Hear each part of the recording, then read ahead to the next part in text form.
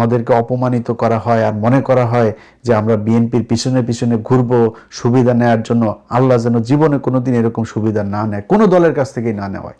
বারবার চেয়েছি এই আলেমগুলির হোক, জামিন হয়। সবচাইতে বেশি মানে হেল্প যিনি করেছেন তিনি হচ্ছে বর্তমান আইনমন্ত্রী সাবেক অ্যাটর্নি জেনারেল আসাদুজ্জামান।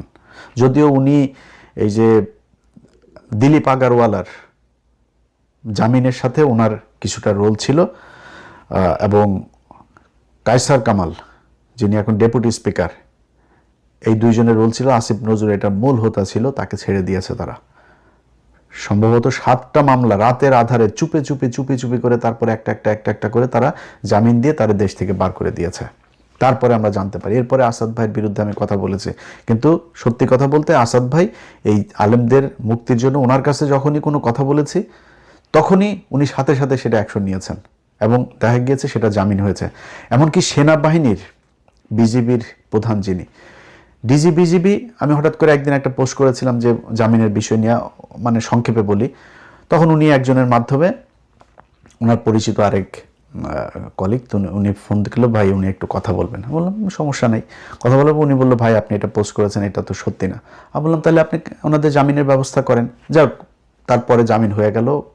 ওই সময় সবশেষ জামিন যেটা ছিল সম্ভবত 31 জন বোধহয় জামিন হয় ওই দিন। এই কাজগুলোর প্রতিটা ক্ষেত্রে আমার মনে হয়েছে যে আমি মনে হয় বাংলাদেশের প্রধানমন্ত্রী, মানে আমি ছাড়া আর কারো কোনো দায়িত্ব নাই। এই 15 বছরে এই যে মানুষগুলো যে কষ্ট করলো, সবার আগে এসে তো ভাই আপনার এই পিলখানার বিচার করা দরকার ছিল। সবার আগে এসে যে আলেমগুলো জেলখানায়, এদের উপরে সবচেয়ে বেশি জুলুম নির্যাতন হয়েছে, তাদের এই বিচার করা দরকার হয়েছিল, করে নাই। এগুলো নিয়ে আমার সাথে সমস্যা শুরু হলো। এবং ওই দিন আমি তারেক রহমানের আশপাশের কিছু লোকজন আছে, যেমন কায়সার কামাল টামাল, এদেরকেও ধুইছিলাম। তো এটা নিয়ে বিএনপি আমার উপরে কষ্ট পেয়েছেন। তার উপরে যেদিন আমার ফেসবুক বন্ধ করলো মেটা আমার ফেসবুক বন্ধ করার পরে তারেক রহমানের খুব ঘনিষ্ঠ, যদিও উনি এখন সেটা একটা লাথি খেয়েছেন, ওর নাম হচ্ছে ওয়াহিদুজ্জামান। এই ওয়াহিদুজ্জামান হইল গিয়া তারেক রহমানের সাথে যেইভাবেই হোক সে কোনো একভাবে ঘনিষ্ঠ হয়েছিলেন, মানে এখন ইদানিং লাথি খাওয়ার আগ পর্যন্ত ঘনিষ্ঠই ছিলেন। তিনি তথ্য বিষয়ক, বিএনপির তথ্য প্রযুক্তি বিষয়ক উপদেষ্টাও ছিলেন, সম্পাদক। সেই ব্যক্তি ফেসবুকে একটা পোস্ট করলেন যে আমার ফেসবুক তিনি খেয়ে দিয়েছেন। হ্যাঁ, আমার সন্তানদের পেটের ভাতের কথা চিন্তা করে তিনি এতদিন এটা করেন নাই, এখন তিনি খেয়ে দিলেন, বাড়াবাড়ি করলে জেলে যাইতে হবে আমারে নাকি, এই পোস্ট করলেন তিনি। এখন উনি তো ওই সময় ছোটোখাটো ব্যক্তি না। তারেক রহমানের তথ্য প্রযুক্তি বিষয়ক, তারেক রহমানের ফেসবুক, টুইটার, এগুলোর পাসওয়ার্ডও তার কাছে ছিল তখন। তো সে তো ছোটোখাটো লোক না। তিনি যখন আমাকে নিয়ে এরকম পোস্ট করবে, আমি তারপরে বিএনপির পিছনে পিছনে ঘুরবো আপনার মনে হয়? ডক্টর কনক সারোয়ার, উনি তো এখনো পর্যন্ত আমার জানা মতে বিএনপির বিরুদ্ধে কোনো কথা বলেন নাই। এমনকি আমরা নির্বাচনের 2 দিন আগে আমরা 3 জন লাইভে আসার কথা ছিল, সেই দিনও কিন্তু উনি যুক্ত হন নাই। আমি, পিনাকি দাদা 2 জন ছিলাম। সে ব্যক্তির বোন জেলখানায় ছিল, তিনি এই বিএনপির কাছ থেকে কি পেয়েছে? পিনাকি ভট্টাচার্যের সাথে কি হয়েছে আমি জানি না, বিএনপির কোন লেভেল থেকে কথা। আমি যতটুকু জানি যে তারেক রহমানের সাথে তার একটা বৈঠক হয়েছিল এবং সেখানে কি কি কথাবার্তা হয়েছে, কি কি কোন কোন বিষয়ে তারা সমঝোতা হইতে পারে নাই, আমি জানি না সেটা। আমার বিষয়ে আমি বলি, আজকে এপ্রিল মাস, তো 2025 সালের এপ্রিল বা মার্চ, এপ্রিল না, সম্ভবত মে জুন মাসের দিকে কোনো একটা, আমার মনে আছে যে কোনো একটা স্যাটারডেতে আমি আমার 2 ছেলেকে নিয়ে একটা মাঠে বল খেলছিলাম, যে কারণে আমার দিনটা মনে আছে, শনিবার ছিল। সেদিন আমাকে ফোন করলো মাহাদি আমিন ভাই। তো মাহাদি আমিন ভাই ফোন করে বললো যে ভাই, তার আগে আরও 2-3 বার কথা হয়েছে, তো ওই দিন আমারে শেষ মাহাদি আমিন ভাই ফোন করলো যে ভাই লিডার কথা বলবে, তো আপনি কখন ফ্রি আসেন? তো আমি মাহাদি আমিন ভাইকে বললাম যে ভাই উনি আমার চাইতে বহু ব্যস্ত মানুষ, ওনার সারা দিন দল গুছাইতে হয়, দেশের বিভিন্ন জায়গায় কথা বলতে হয়।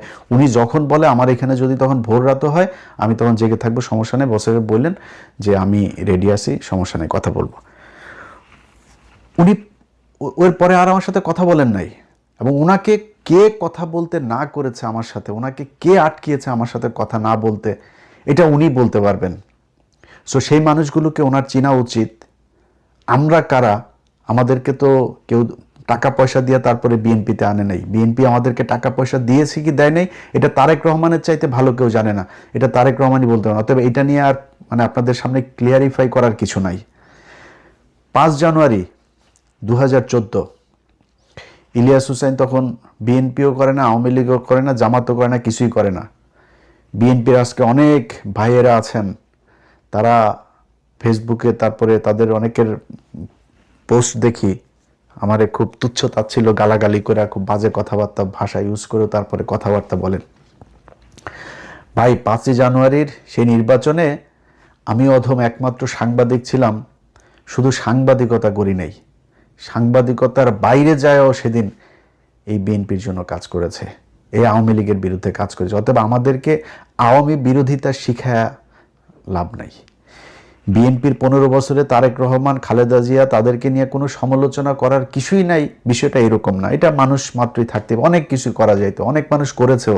আমাদের অনেক লোকজন এখন যাদেরকে বিরাট জাতীয়তাবাদ মনে বলে প্রচার করেন, তারা তারেক রহমান, তারা যে কি যেন উনি লন্ডনে থাকেন, কি বিশাল একটা ভাব নিয়ে এইসব কথা, তারাও এখন বিশাল বড় বড় বিএনপি। দরকার নেই ভাই এত বিএনপি হওয়ার। তো আমরা 15 বছরে চাইলেও এরকম অনেক কিছু বলতে পারতাম, বলি নাই কোনোদিনও। অতএব আমাদেরকে নিয়ে যদি নাকি এখন বারবার বারবার সব কয়টা জায়গায় আমাদেরকে অপমানিত করা হয় আর মনে করা হয় যে আমরা বিএনপির পিছনে পিছনে ঘুরবো সুবিধা নেওয়ার জন্য, আল্লাহ যেন জীবনে কোনোদিন এরকম সুবিধা না নেয়, কোনো দলের কাছ থেকেই না নেওয়ায়। এগুলোকে ওনার চেনা উচিত। আমরা কারা, আমাদেরকে তো কেউ টাকা পয়সা দিয়ে তারপরে বিএনপিতে আনে নাই। বিএনপি আমাদেরকে টাকা পয়সা দিয়েছে কি দেয় নাই এটা তারেক রহমানের চাইতে ভালো কেউ জানে না, এটা তারেক রহমানই বলতে পারেন। অতএব এটা নিয়ে আর আপনাদের সামনে ক্লিয়ারিফাই করার কিছু নাই। 5 জানুয়ারি 2014 ইলিয়াস হুসাইন তখন বিএনপিও করে না, আওয়ামী লীগও করে না, জামাতও করে না, কিছুই করে না। বিএনপির আজকে অনেক ভাইয়েরা আছেন, তারা ফেসবুকে তারপরে তাদের অনেকের পোস্ট দেখি আমারে খুব তুচ্ছ তাচ্ছিল্য গালাগালি করে খুব বাজে কথাবার্তা ভাষা ইউজ করে তারপরে কথাবার্তা বলেন। ভাই 5 জানুয়ারির সেই নির্বাচনে আমি অধম একমাত্র সাংবাদিক ছিলাম, শুধু সাংবাদিকতা করি নাই, সাংবাদিকতার বাইরে যায়ও সেদিন এই বিএনপির জন্য কাজ করেছে, এই আওয়ামী লীগের বিরুদ্ধে কাজ করেছে। অতএব আমাদেরকে আওয়ামী বিরোধিতা শিখায় লাভ নাই। বিএনপি এপ্রিল না, সম্ভবত মে জুন মাসের দিকে কোনো একটা, আমার মনে আছে যে কোনো একটা স্যাটারডেতে আমি আমার 2 ছেলেকে নিয়ে একটা মাঠে বল খেলছিলাম, যে কারণে আমার দিনটা মনে আছে, শনিবার ছিল। সেদিন আমাকে ফোন করলো মাহাদি আমিন ভাই।